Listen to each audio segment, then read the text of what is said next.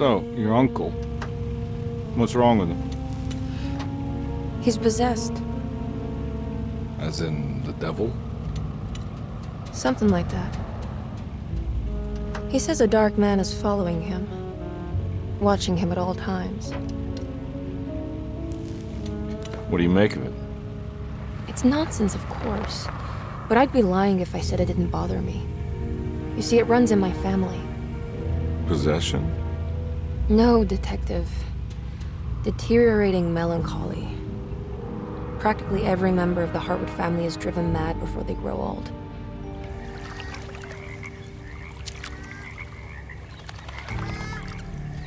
But Jeremy didn't kill himself. Is that why he's at Derceto? Despite being convinced that he is truly possessed, he decided to put his last chips on Dr. Gray and his psychoanalysis, figuring he might stumble upon some cure.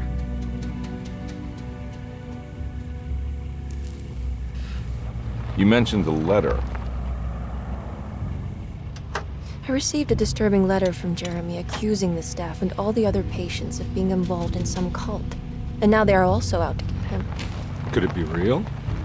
Or is it all just in his head? It's a story he tells himself, Mr. Carnby. Anything to avoid the truth. Which is? That we're all terribly insignificant. That people mean so very little to one another. That there is no one out to get Jeremy Hartwood because he isn't worth getting. Here we are.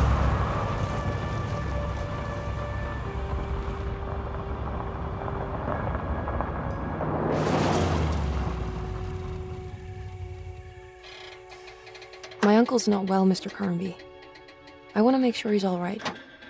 Then what's my part in this? You couldn't get a cab? I just wouldn't feel safe going alone.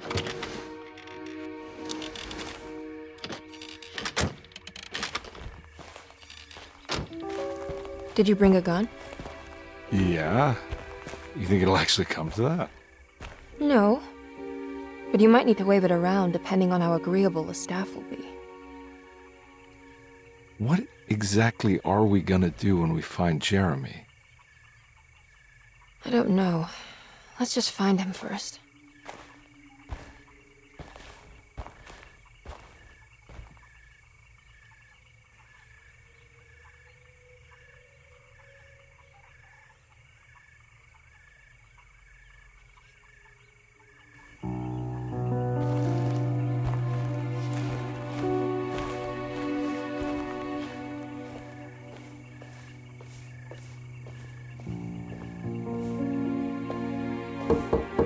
Hello?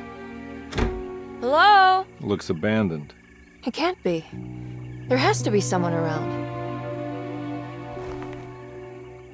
Wait here. I'll go around back.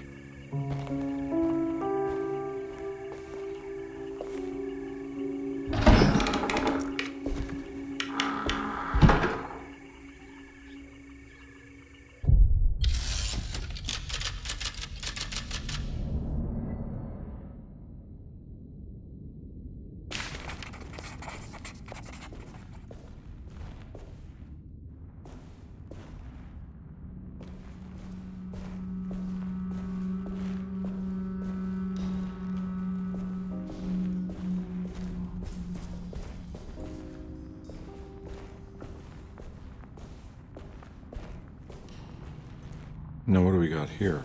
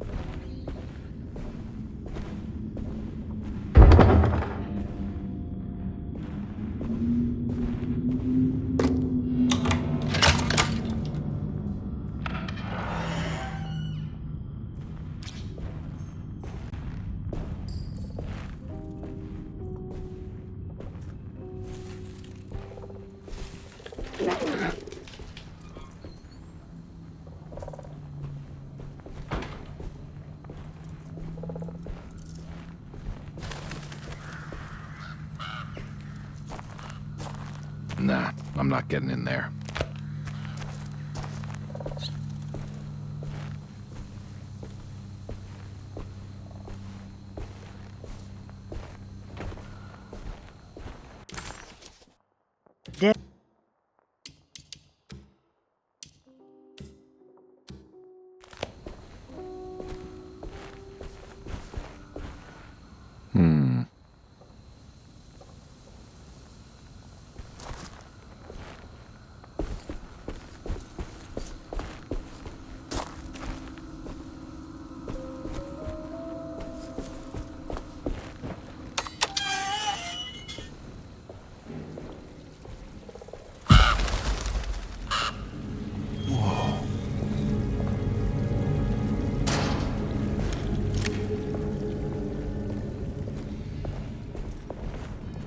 I need the key.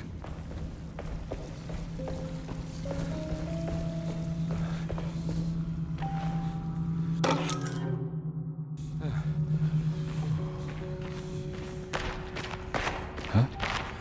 What?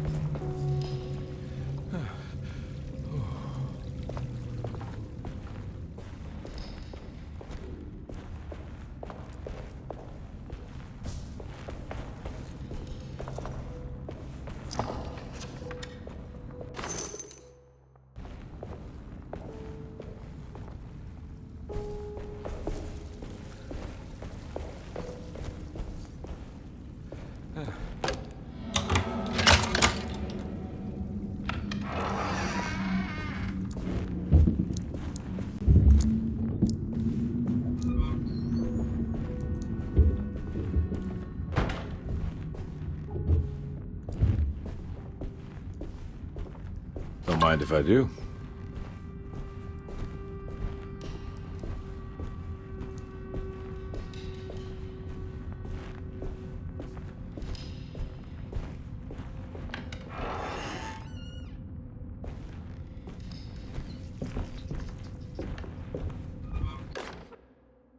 Every day your silence weighs a little heavier. It's been a difficult year for everyone, and many have lost all hope. I read in the papers about people suffering. Pictures of dust-covered landscapes without a drop of water. I wish I knew if you were still tending the earth or if you had turned your back against us. I have started to look for help elsewhere. I pray you will tell me if I am going down a path that you find disagreeable. With help from Baptiste and Charlotte, I found comfort in the practice of the voodoo. I have long been skeptical of that Caribbean cult, but it's been of good use to me. It seems all harmless in my book. I say some words dreamt up by the Creoles, and I carry around a small pocket of gree-gree. Nothing of this is mentioned in the Bible, of course, but the French Quarter priestess tells me it's all connected. She says the Christian God is just one more perspective on the creator of things. That's what I like to think, but the other way around, that the spirits of her faith are just aspects of you, our Heavenly Father. I am so grateful for the words you gave Mr. Hartwood. We will sing your praises at St. John's Eve. The world will be blessed soon again. Only the sacrifices of the Old Testament compare to your demands. Let it be the truth. A mother of earth, wood, and dirt. A mother of 1,000 young.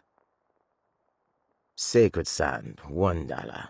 Black cat oil, $1.50. Devil shoestrings, a quarter. That makes $2.75, madame. What was that you were telling the doctor? A goat without horns. What does that mean? Ah, you must have misheard me, madame. I said no such thing. Please, I know I don't look like any of you, but I'm devout. I'm ready to do what it takes. Do not be so eager to sacrifice the few things you have left, madam. Now please, leave my store. A goat without horns.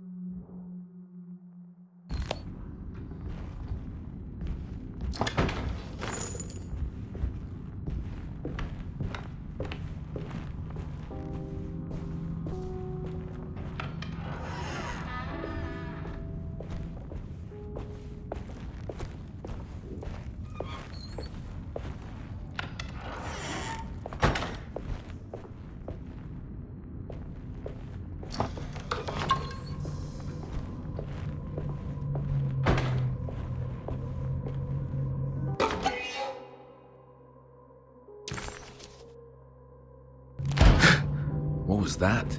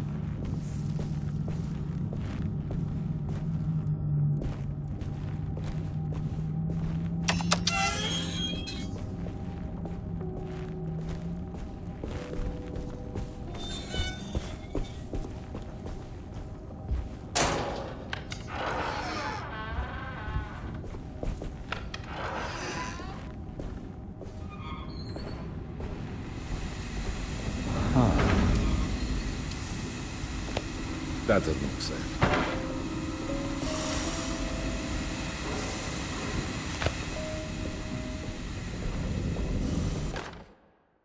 Please do not touch the boiler. It is working after all. While the sabotage has caused a leak, only the decorative plate has been completely ruined. Let's wait for Mr. Chance to turn up and he can take a look at the leak. Mr. Waits.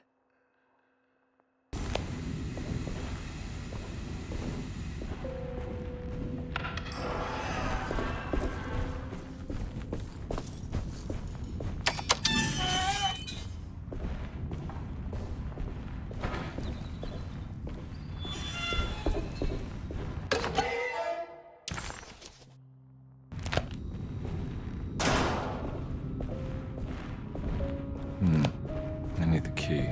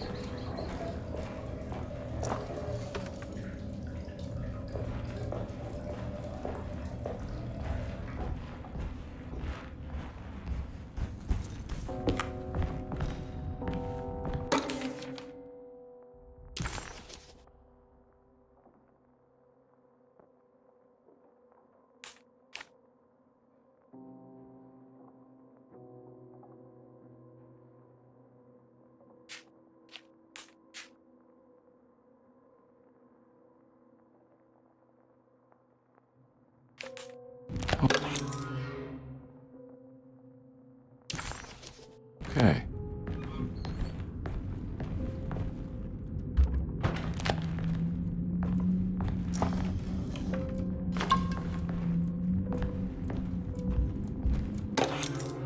Sunday, June 22nd. I spent all day looking for Jeremy. I should have cared for the others, but I'm scared that he will do something irreversible. Cassandra is upset that I didn't give her the latest shipment of pain medication that Waits brought from the post office yesterday. I would have given it to her, but the company didn't send a new key this time around, so the box is just sitting there on my desk. They must have figured we had plenty of their gimmicky keys by now. I only remember seeing one lately. Grace was playing with it inside the grand parlor. Unless it turns up by itself, it will have to wait. I have to figure out where Jeremy is. I think Jack knew something. That dog of his found a strange rot permeating the house. She's showing us, he said. Like those blots and streaks of fetid rot was talking to him.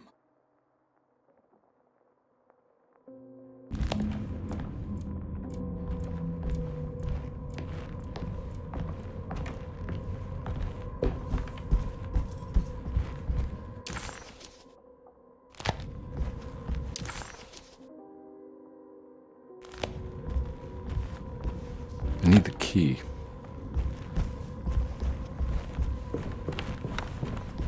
It's wedged shut.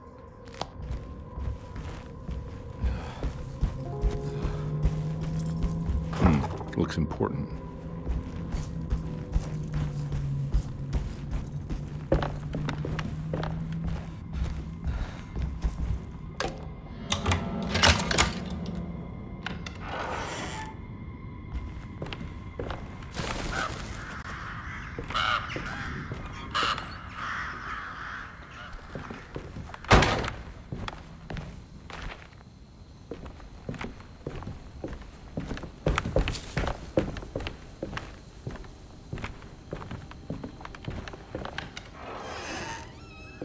Oh.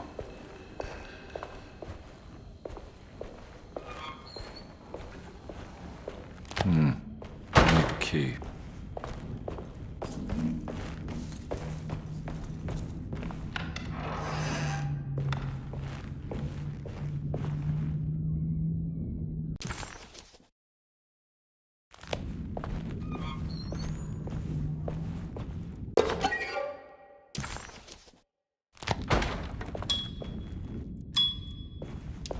I need the key.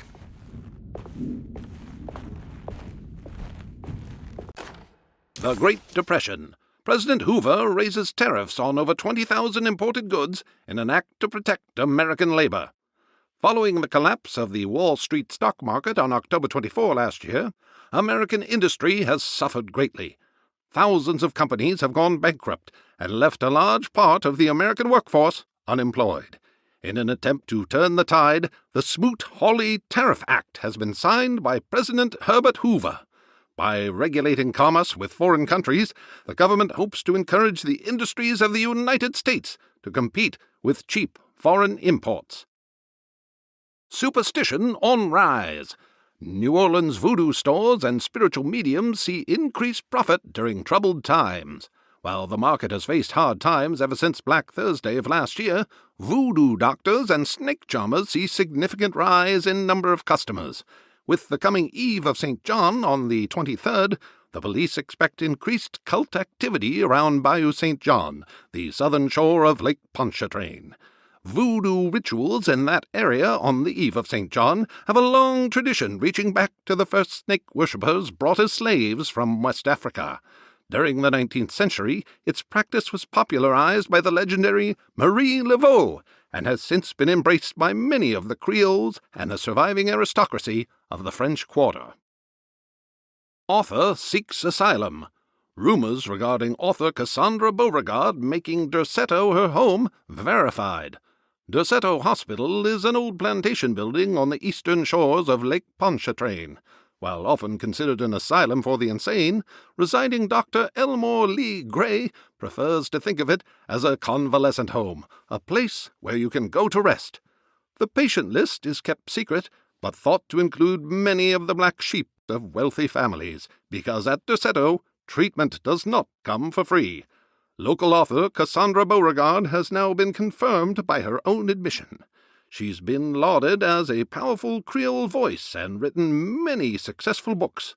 Lately it was reported from Hollywood that she has finished a moving picture manuscript titled Slaughter Gulch.